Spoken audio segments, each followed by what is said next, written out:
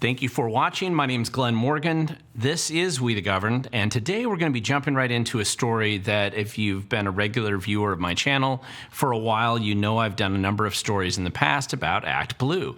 And this is a drama and an investigation and kind of a saga that just continues to this day. But a lot more information is starting to come out, some recent stuff in the news, and unfortunately for the people who rely on Act Blue or who work there or who are in any way associated with these guys, it doesn't get any better, and it only gets worse the closer you look. But before we jump into that story here, I just want to remind you that if you haven't hit the like and subscribe button down below, you can do that right now. Please do so if you haven't done that yet. Also, feel free to share this video with others who you think might be interested in stories just like this. So let's jump back into Act Blue, which is the target of a number of investigations going on right now, starting with 5 different secretaries of state and AGs around the country, and that's moved into federal and multiple federal investigations that are ongoing today. Now, here's essentially what it comes down to, because it just gets worse as you dig into it, and these are the topics I'm going to cover in today's video. Number one, I'm going to discuss just the expanded money laundering investigation that's uncovering a number of other real shady operations that are related to this organization, and I think are pretty significant as we move forward. Now, then I'm going to jump into something that I haven't really discussed yet on this channel much, which is our local in Washington analysis of FEC data that has been ongoing by volunteers going all the way back to early 2023.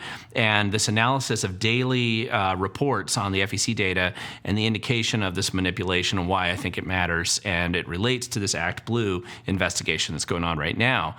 Now, I'm also going to have, for those of you who don't have the same level of familiarity with regular viewers, I'm going to have an overview basically of how we got to here and how Act Blue works, and then why it matters to you and I and for the rest of us who live in Washington State and elsewhere. And I think this is going to be a good video for you. Now, this really was kind of enhanced recently by a story the Gateway Pundit had here about a group of Arizona volunteers and other activists who've been concerned from around the country looking in closer at some of the money laundering operations that are going on with Act Blue. And they put out a press release just the other day, and it came out, and one of the first things, I have the press release here, and I'm going to link to it down below, and it basically mentions that in 2023, Act Blue, they had looked at like 442 of these contributions that were identical, and it looked like they were coming from bad or fake addresses that weren't properly recorded. And they ended up uncovering fictitious real estate transactions that were basically allowing for this infusion of off-the-books cash coming from unknown sources, and they were cash transactions that suddenly were able to be used for these financial transactions and then sent over immediately to political campaign contributions. And it really looked like and looks like money laundering, and that's why this information has been forwarded to various federal agencies in an ongoing investigation that's been going on with Act Blue for a while. Now, this is on top of the fact that a few months ago, you see here, the Congress has basically been contacting the Treasury Department looking for suspicious activity reports that were related to Act Blue. And more specifically, what they're looking for, and I quote here, money laundering, counterfeit credit debit cards, or credit debit card fraud, false statements, wire transfer fraud, or other identity theft issues that the Treasury Department would easily see going on with these just massive volume of Act Blue contributions, and something that has been discussed and referenced on this channel and other places for a number of years now. Now, this is on top of, just about a month later, the federal, or I should say the White House here, their investigation into unlawful straw donors and foreign contributions in American elections. And this is more of a memo that came out of the White House, and it's really a specific direction to the Department of Justice and other law enforcement offices around the country to start looking at exactly what's going on here, because obviously, if you have foreign countries or Sinaloa drug cartel rings or other groups that are basically involved in funding political campaigns, that's a problem, even for those who are in charge, and they certainly don't want to be going on, and so they want to expose it. Now, this is the other part then that I want to add to this, because this has been something that since May 7th of 2023, volunteers here in Washington State have been tracking FEC database reports for historical data, which is specifically we're looking at the 2017 and 2022 campaign data using identical field data. In other words, the same data entered every day and downloading it. And the reason why we started doing this was because at the time, I was trying to help organize FEC complaints against obvious Act Blue money laundering operations that were going on, where they were using people who clearly didn't have hundreds of thousands of dollars in their name, and they probably weren't making tens of thousands of contributions in a given year. And when you would doorbell their houses, things didn't match, and then we would go back to look at that information on later on to verify for the complaints, and the data kept changing. So that's what really started this process that was going on. Now, this data should not have any changes, essentially. I mean, very rarely. You might have a little bit of a change, but essentially the campaigns, they're long gone. They're done. They're over. They've filed their final reports. They've shut them down. They moved on. People have been elected to office or they lost. So basically, once you do that, those fields don't change much. Think of an old checking account that you had from last year. You don't go back and then see radical changes going on in that bank account report because the transactions are largely done. You might go back and change something in a rare situation if you find something that had been a mistake, but you don't have radical and significant changes. And so instead what we found here is we found very significant, massive, multi-million dollar donor count changes every single day. So multi-million changes in the number of donors every single day that it would report for a historical fixed in time database, which inevitably means massive changes of millions and tens of millions of dollars every single day, oftentimes multiple times a day. Now, this is what the data plot looks like here, and it's spread out over a number of years here, because remember, every single day going in there and actually digging into this and seeing what is changing in this historical data. You could understand data changing that's coming out every day, but what the heck's going on here where you see these reports, and this is it zoomed in a little bit just for a little chunk of time, and you can see when you look at the spreadsheet, the data that's being exposed here, it's just completely different day after day. Or in this case, you see a couple days where it stayed the same, and then the next day it starts radically changing back and forth. And this is a pretty big deal when you actually look at it over a number of years on a month-by-month basis. You see substantial changes in the cumulative trend of reporting for what should be a fixed-in-time data set that should not have any significant changes going on. And yet massive changes are going on, millions and millions of changes, even in a given day, on the number of donors that supposedly were being involved in these political campaigns. This is a huge, completely bizarre thing to be going on, and this is being hosted at the Federal Election Commission website. And you can go ahead and do the same kind of check we are doing, because it changes every single day, usually multiple times a day, by massive amounts, and you're going to see the same thing that we're seeing. And it's unusual and it's strange, and something's really wrong.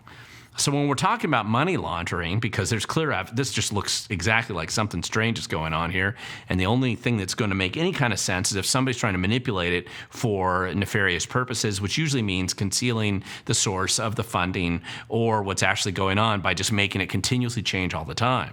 Now, when we first started this here back in 2023, again, just by volunteers here in Washington State, it started with 116,764,000 donors who were had contributed during that 2017 to 2022 fixed in time. The campaigns were long gone. They'd been over for 6 months by this point in time. There's nothing really significant that you would expect to be changing in these historic campaigns.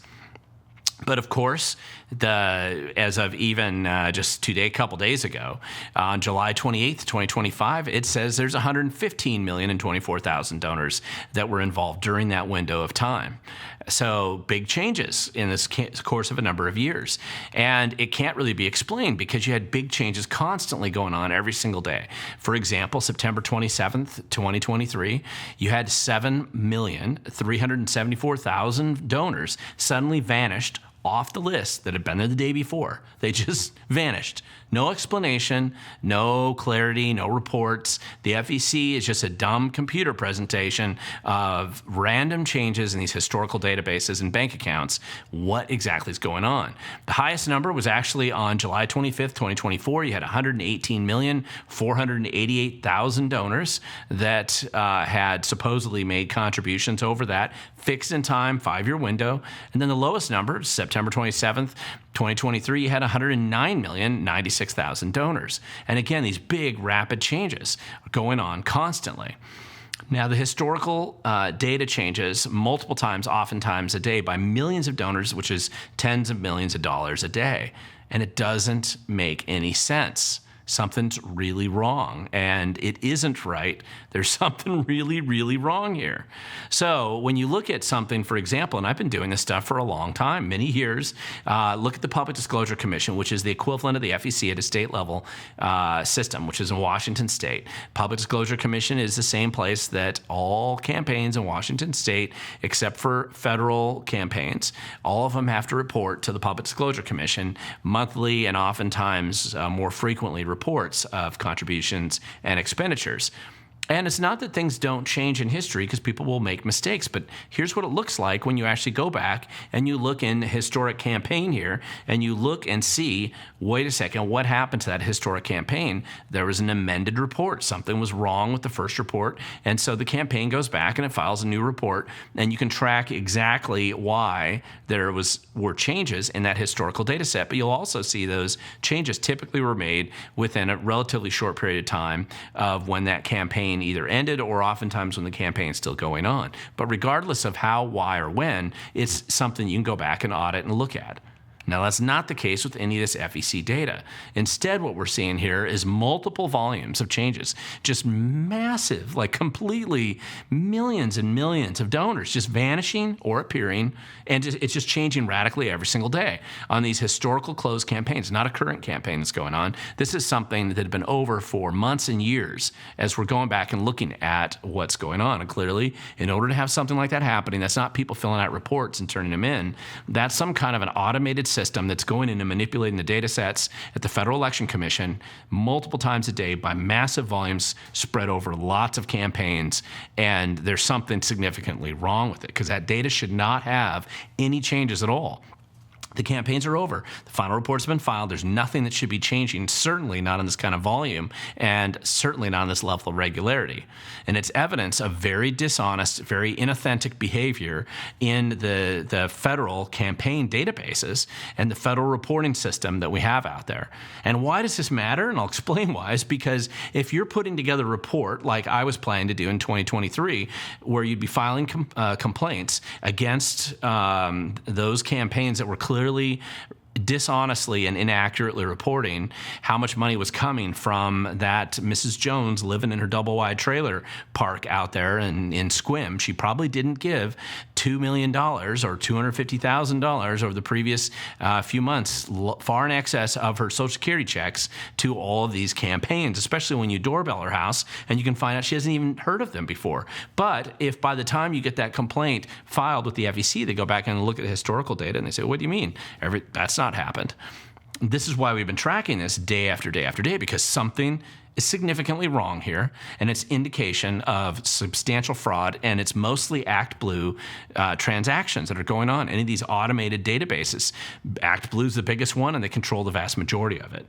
Now, this is just one element of many that are coming out about ActBlue, and that's probably why you see a lot of these stories like this of all the senior leadership are bailing out, everyone's leaving, they're lawyering up, their lawyers having his email cut off, everybody's jumping ship. I mean, even the New York Times wrote about this, about how it's all descending into this internal chaos, and it's not because everybody was doing the right thing or that everything's great. It's because there is something seriously problematic here, exceptionally dishonest, very illegal, and everybody who's on the inside there knows it, and that's why they're all bailing, and that's why these investigations are moving forward. And they need to be sped up and increased because they need to figure out exactly what was going on. Now, listen, if you've seen some of the other stories I've done before about ActBlue and you think that you understand how the background works, you don't need to see the rest of this video.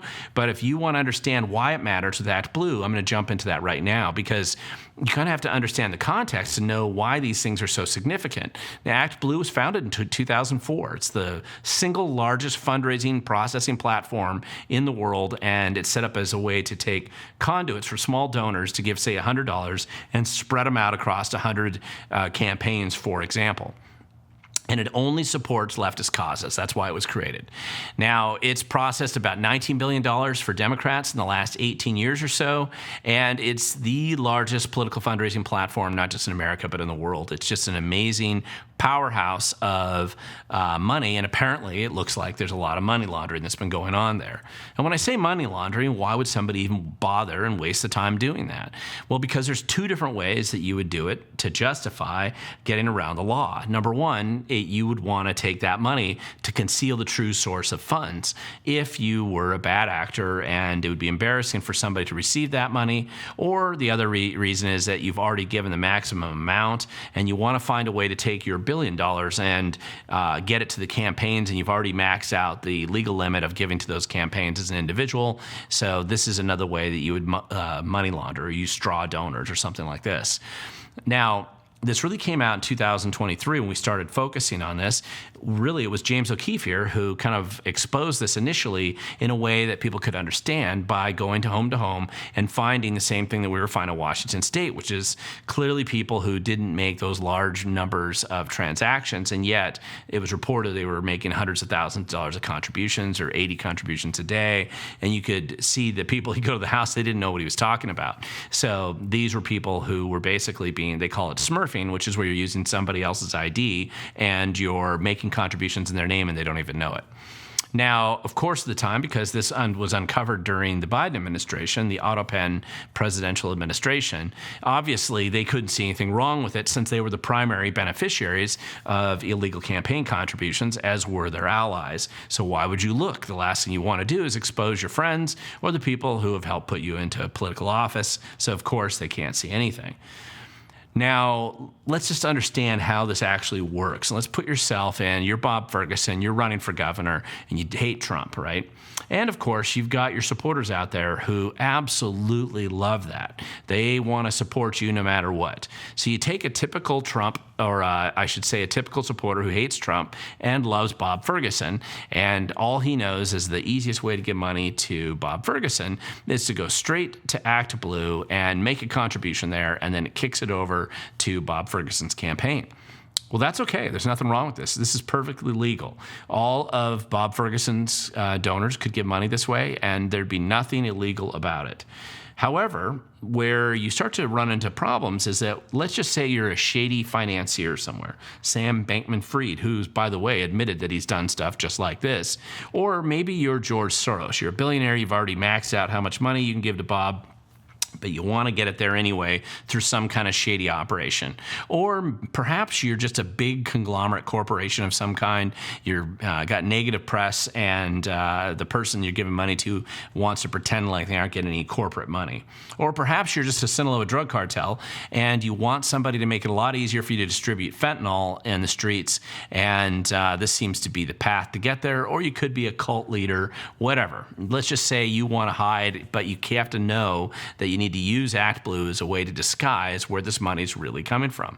That would be illegal. That's a way to launder money, and it'd be illegal for you to conceal the true source of that money, especially if what you're doing is you're using that true source and running it through that basically innocent donor who may have made one contribution, all the money he could scrape up after working at Evergreen State College, and he could make one contribution to Bob Ferguson. But now you're simply using his identity to make hundreds of contributions to Bob Ferguson up until that legal limit, and you move on to somebody else. This is illegal, and this is essentially what we believe is being uncovered, one of many problems with the whole ActBlue investigation. Now, obviously, if you put yourself in the political party that's aligned itself with this type of bad behavior, you got to come up with a backup plan, and they definitely do, because all these guys, their entire political background and future has been kind of married and combined with this Act Blue fundraising platform. It's the vast majority of funding that they get, and all their allies. This is pretty consistent across the board. This is how they get all their money. So they're scrambling right now to probably come up with an alternative, because it does look like Act Blue, as it gets exposed, is going to be a problem. And one of the challenges is, if you've been using money laundering operations and shady illegal ways of funding your campaigns, what exactly are you going to do without Act Blue being there? It's a good question. The belief just a few years ago was that this was too big to fail, and because so many political futures and campaigns depended on it, there was no way it could go down. But the more information that's coming out right now, and the more obvious it is that this was just incredibly corrupt, possibly involving foreign countries, we don't know, just a huge mess. And it's much more widespread than anybody realizes. You no longer feel like you're pushing that boulder up a mountain, because it looks like they're starting to get a little bit of momentum and actually being willing to expose the truth about what's going on here. And it's really just another story about why it's so important to be engaged and involved and kind of putting your nose down, even like those volunteers looking at the FEC data day after day after day, tracking the weird and inauthentic and strange behavior going on. Because if we don't do it, I'm going to promise you there isn't anybody in the federal government that's going to do that for us. And with a changing administration, I'm going to point out the FEC is still exhibiting signs of inauthentic behavior even under the Republican administration right now. Something's wrong. And it's something that we have to draw attention to and continue to hold these people accountable no matter what. But I think at the end of the day, as you expose corruption and dishonesty, one of the things that you do tend to find is, as much as they want to appear to be too big to fail and impossible to question and untouchable and unreachable, you start to realize it's really just a house of cards built on corruption and dishonesty. Anybody that builds a political operation or a business or any kind of thing that on total dishonesty and corruption, and eventually it all comes blowing down. The question is, who's going to be involved in helping blow it down? You can sit back and throw your hands up in despair and pre-surrender or try to run away, but there's no way to get away from this. Really, the only thing you can do, if you want to be effective, is to engage and be involved and find a path that you can be part of the process to expose the truth and be part of why that house of cards ends up collapsing. But if you want to do that, you have to be willing to show up. Because, as I've always said, the future inevitably belongs to those who show up.